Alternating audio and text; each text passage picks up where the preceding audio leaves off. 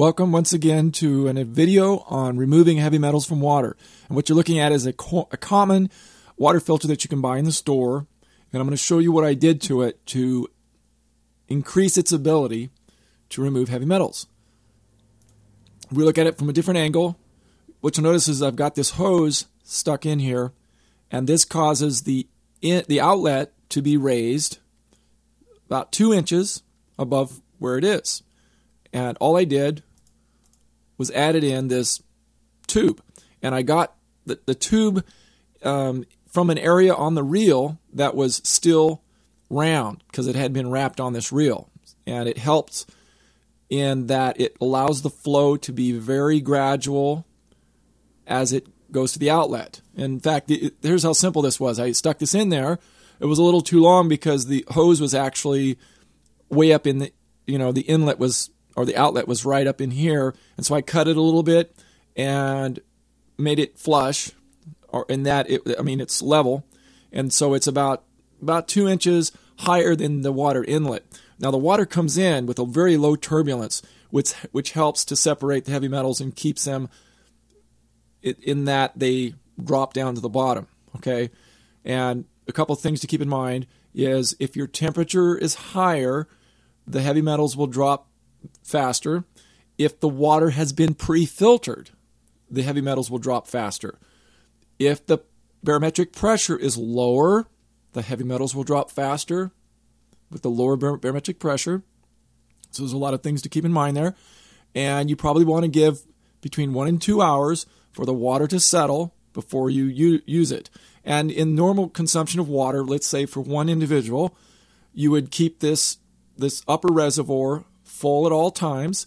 And that way, anytime you need water, which maybe, you got to have it for cooking and then you want to have it for drinking or making coffee. And when I put this hose in here, my concern was, is it going to keep up with my water requirements? And I'm personally not having any problem with this. But what I will probably be doing is more frequently adding water to it. But the trade-off is, I believe I will be getting cleaner water. Okay? And I don't have any problem with the way this is designed, because I believe that if this outlet had been raised up into this area, that would reduce your outlet of water. And if you had a choice between one with the outlet higher and one with the outlet lower, what you would notice is one would have a greater capacity than the other. So you run across that issue. And if the customer doesn't understand why you would need the outlet to be higher, they may not want to purchase that. But I will have to say this is up off the bottom, and it's possible that the heavy metals have already dropped down into here before they ever reach this area. But there's another thing to consider here, and that is turbulence. Is it possible that this water can flow at such a high rate that it could create turbulence, thereby sucking up some of the contaminants off the bottom? So this tube prevents that from taking place. And I really like the idea. It's simple. It's what I'm using now. And I have some other ideas that I'm going to be working on in the future that deal with larger volumes, whole house filtration, and I've got the designs, and I'm still working on those.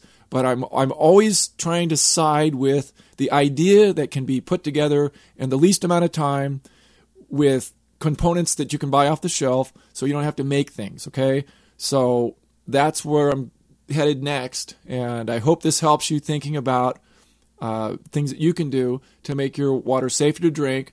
And even if you don't know, it gives you peace of mind. Okay. When I drink this water, I feel a little more confident that everything's fine. I don't have to worry about it. And if that's all I gain from it, and maybe there isn't anything in it anyway, great. I feel confident. I can sleep at night. So there's some value in that. So thanks for watching again.